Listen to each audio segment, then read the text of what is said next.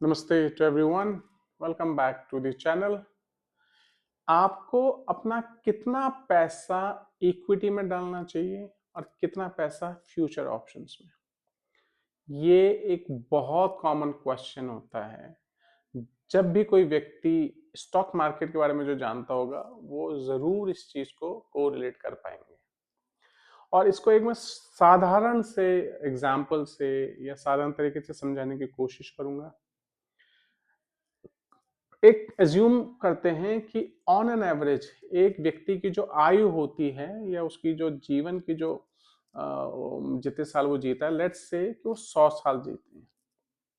आज का atmosphere, environment, pollution, इतनी बीमारियां हैं कि बहुत मुश्किल हो गया, लेकिन 100 साल लेके चलते हैं।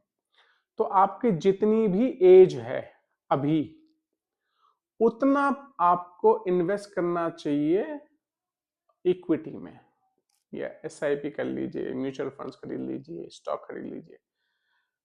एक एग्जांपल लेते हैं कि सपोज किसी की उम्र 20 साल की है या 25 साल की है, तो उनको अपनी जो भी कमाई है उसका 25% आपको इक्विटी लेनी चाहिए, म्यूचुअल फंड करना चाहिए, एसआईपी करना, जिसमें भी आप करना चाहते हैं कर सकते हैं।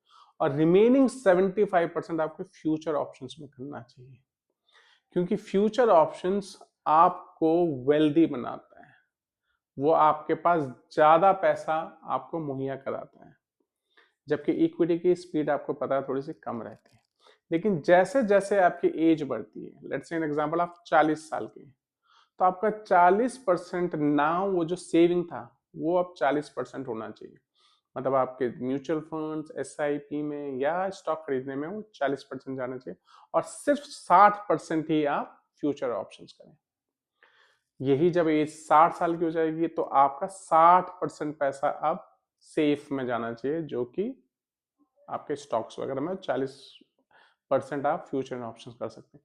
तो एक बहुत आसान तरीका है जिससे कि आप सेफ भी रहते हैं और अपने ऊपर जो टेंशन होती है वो भी नहीं रखते हैं, और आपका लॉन्ग टर्म में पैसा भी बनता है। सो आई होप ये बहुत सारे लोगों को समझ में आएगा। बहुत आसान तरीके से मैंने कोशिश करी है समझाने की। So please share your comments and definitely forward it if you like it. Thank you.